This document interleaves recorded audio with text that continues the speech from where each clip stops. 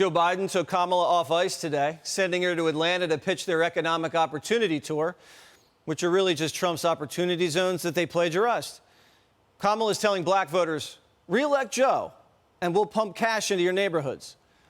This may actually help with her name recognition, considering the black voters Johnny talks to can't even pick her out of a lineup. Who's this? I don't know. Who is that? I know she's a black woman. I don't know who that is. Who the is that? How's Kamala doing? Kamala? Harris, dude. How proud are you of Kamala Harris? All she does is laugh. What has she done for my community? Kamala Harris loves her electric buses. We don't need that, Kamala. She loves a lot of things. She don't love her people. Democrats know Kamala's a hot mess, but they're stuck with her. They need to get it together. I mean, not a book plug, but they need to. The DNC tested Kamala with focus groups to figure out why she's unlikable. Turns out it's this. And then I have a follow-up on Afghanistan. Okay. Think you just fell out of a coconut tree?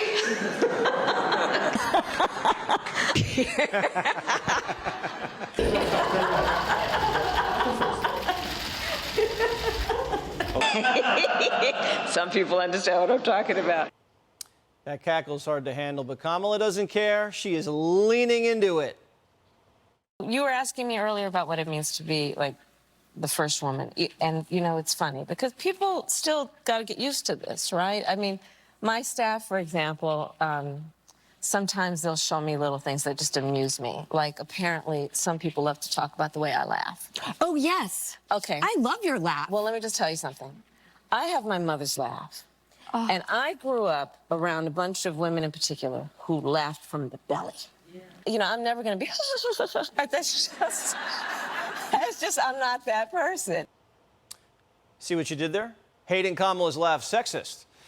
But don't worry, they're hard at work rebranding Kamala for the 19th time. We all need a mom. I've been thinking that we really all need a tremendous hug in the world right now. Yeah. But in our country, we need you to be Mamala of the country. We need a great protector. Joining me now, former Speaker of the House, Newt Gingrich. Speaker, do we really need the great protector, Mamala? That's almost cruel.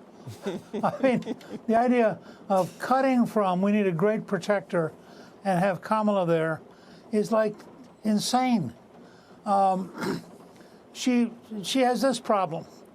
She is serving with the most unpopular president in the history of the Gallup poll, according to the last quarter, and she's less popular than the most unpopular president. Yeah. Now, that poses a certain challenge for how you rebuild, particularly because we've had 3.5 years to learn that she can't learn anything. I mean, the truth is, when you listen to her for a while, it's somewhere between sophomoric and 8th grade, and I think it's a nervous giggle.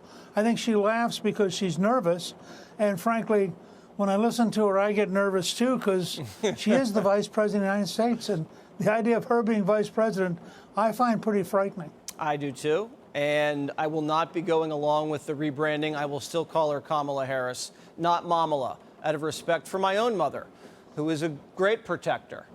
And someone else needs protecting, and that's the press, because Barack Obama, former president, really wants everybody to be nice to the press because he says, Speaker, that the press usually get everything right. Listen. There's a difference between facts and opinions. Yeah. And the one thing that our side still pretty much sticks to is the facts.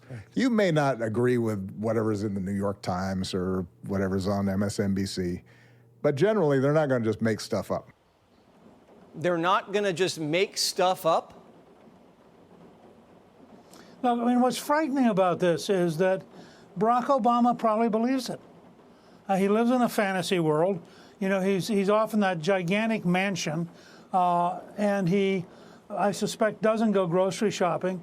If he did, he'd understand that the real problem for Joe Biden is called reality. It's the reality of crime.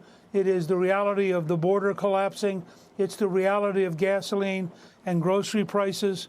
It's the reality of a world that's in chaos. And now, of course, it's the reality of students all over the country who have gone crazy, and the natural culmination of left-wing ideological brainwashing on our campuses. So, I think for Obama, none of that exists because he lives in a nice little isolated world surrounded by people who say, yes, you really are brilliant, Mr. President, and he believes them. You know who doesn't say it? Michelle.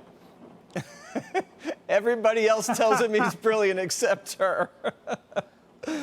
All right. It is kind of funny well, that... I don't actually know what she says to him. Yeah, I don't know either, and I don't need to know. That's none of my business. Newt Gingrich, thanks for coming on. Great to be with you.